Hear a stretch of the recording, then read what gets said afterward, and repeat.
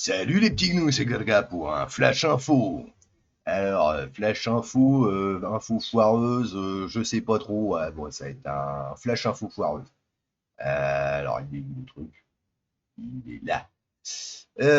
Donc, CHU de Bordeaux, sous effectifs et conditions de travail infernales, les urgences pédiatriques en grève. Alors, c'est marrant parce qu'en fait, les grands médias en ont parlé il y a une semaine, mais j'ai pas trouvé de trucs nouveaux, donc je vais voir ce que ça donne là-dessus. Alors, 8 heures d'attente pour les patients et tri parmi les urgences, conditions de travail infernales face au manque d'effectifs, les problématiques sont nombreuses. Au service des urgences pédiatriques, si l'édifice du service vient d'être complètement modernisé, la situation est telle que le personnel ne décolère pas et appelle à la grève. Donc ça on a déjà lu. Le CHU de Bordeaux serait-il en train d'imploser? Si la semaine dernière nous rapportions l'hécatombe dans les services d'urgence bordelais, la situation des urgences pédiatriques parle aussi de la tension extrême au sein de l'hôpital. Suite à un préavis de grève déposé par l'intersyndicale le jeudi 21 avril, l'intersyndicale, ça doit être un truc du genre, le personnel se mobilise cette semaine contre un manque d'effectifs sur tous les corps de métier de ce secteur, exacerbé par l'aménagement du nouveau bâtiment URB. Urbanisme, et l'augmentation de la charge de travail à la responsabilité de tous ces professionnels en inadéquation avec les effectifs présents, selon le communiqué syndical. Ouais. Ouais, on va voir Bordeaux, hein, c'est the place to be. Hein. C'est en train de partir en couille là-bas. Cette grève intervient pourtant quelques semaines après l'inauguration d'un nouveau complexe pour le service, flambant neuf. Bah ouais, tu mets la thune pour fabriquer pour construire des bâtiments, mais pas pour payer les gens qui vont bosser dedans, quoi. C'est bien.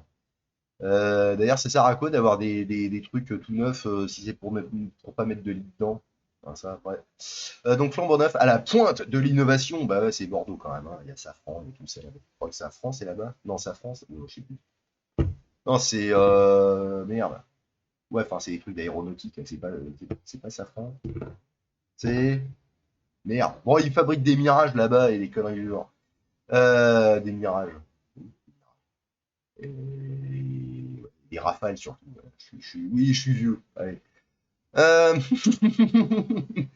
Blablabla. Paradoxalement, la refonte complète de l'édifice n'a fait qu'empirer les conditions de travail. En effet, en faisant basculer le 7 mars dernier les équipes d'un espace de 800 mètres carrés en sous-sol à 10 800 mètres carrés, donc ils ont rajouté 10 000 mètres carrés, le manque d'effectifs ne s'est fait que plus sentir. Pour un espace 10 fois plus grand, plus de 10 fois, le nombre de personnel n'a pas augmenté. Ah ouais, ils risquent pas de se rentrer dedans, ça c'est sûr. Les cadences deviennent infernales pour les soignants, devant galoper d'une salle à l'autre. Ouais, bah, j'espère qu'ils ont des segways. Hein. Le constat est sans équivoque pour Marie-Laure Cherchard.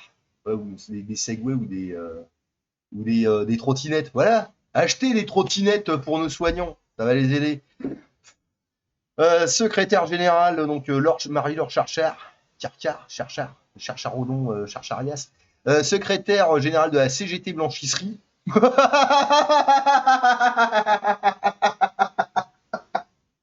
J'étais pas prêt. CGT Blanchisserie, oh putain. Du CHU de Bordeaux. Les locaux, alors qu'ils sont tout beaux, mais c'est vide. Alors oui, ils sont tout beaux, mais c'est vide. Il n'y a pas de personnel. Ouais, vous inquiétez pas, il va y avoir des apports de migrants de qualité qui vont peut-être vous aider à les remplir. Moi, je dis ça. Il n'est donc pas étonnant que la situation n'ait pas tenu longtemps, moins d'un mois après son ouverture. Le personnel envoyait déjà des alertes de dysfonctionnement à la direction. À 20h45, 45 enfants sont en attente d'être pris en charge par les équipes médicales. Flux continue d'arriver. Ah ouais, 45 gamins qui sont en attente. Ouais. Bon, j'espère que c'est pas trop méchant. Hein. Tant que c'est un Lego coincé dans le nez, ça va. Vers 21h30, un médecin annonce 7 à 8 heures d'attente pour les cas les moins urgents. Putain, faut pas être pressé. Hein. 19 enfants partis sans soins, sans avoir vu le médecin. Ça fait bien, ça. La réalité est bien loin de celle qu'a voulu vendre le directeur général du CHU, Yann Bubien, lors de l'inauguration. La mise en scène de cette dernière aux côtés du maire de Bordeaux, Pierre Urmic, et la préfète de Gironde, Fabienne Buccio, ça a l'air italien, donc Buccio, ah, carrément. Ah, quel cassine. N'a été que poudre aux yeux pour le personnel. Cet hôpital du Turfu et les 34 millions d'euros de surface de 10 000 m² supplémentaires, dont 2500 m² dédiés aux seules urgences, euh, les blocs opératoires ouverts sur la ville, le bâtiment accessible compact avec de la lumière. C'est compact. J'ai pas tout compris là, avec les conneries. Ouais, d'accord. Le bâtiment accessible, compact avec de la lumière. Ouais, c'est beau. Bon, ok.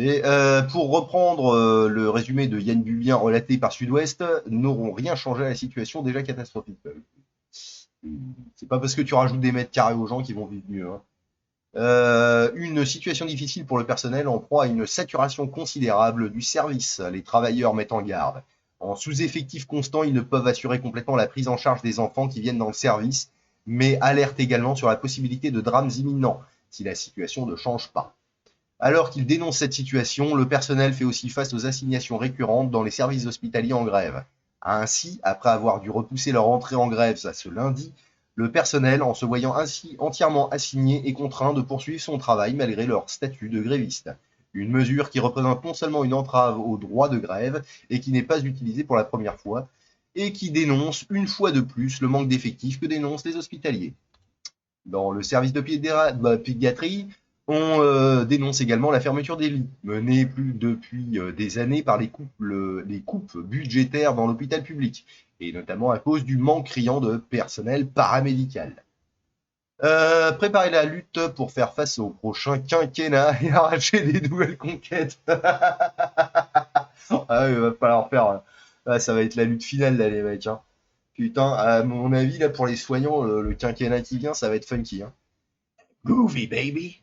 Si cette semaine le CHU de Bordeaux a lancé une opération séduction pour recruter de nouveaux soignants, ce n'est pas une simple campagne de communication qui va mettre fin à l'hécatombe dans les hôpitaux de France, et particulièrement à Bordeaux. Cette situation n'est autre que le résultat des politiques néolibérales des dernières décennies qui ont dévasté le système de santé.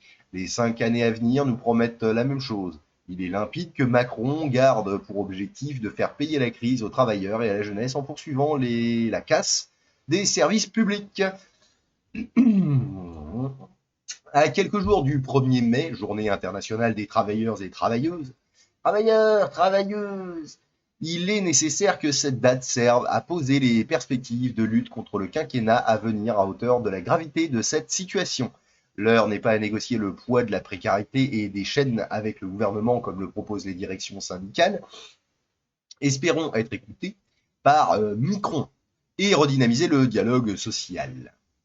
Un programme d'ampleur portant l'augmentation générale des salaires, la retraite à 60 ans, le recrutement du personnel nécessaire dans chaque service ou encore des investissements massifs dans les hôpitaux est plus que jamais vital. La santé ne doit pas être un budget mais un droit universel, gratuit, financé non par notre salaire différé mais intégralement par les cotisations patronales qui ont engrangé des profits béants. Ouais, plein de trucs qui sont béants dans tout ça. Pour garantir un accès aux soins gratuits à l'ensemble de la population, nous ne pouvons faire reposer tous nos espoirs sur le pari électoral que propose l'Union populaire, qui est une impasse face aux attaques à venir, et surtout ne répond pas à l'urgence de la situation.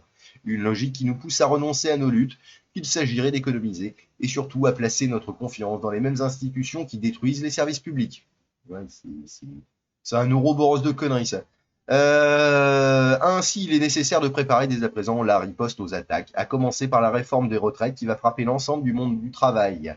Le premier quinquennat nous l'a montré, c'est bien la grève reconductible historique de 2019 qui a permis de faire reculer Macron et son projet de retraite à point.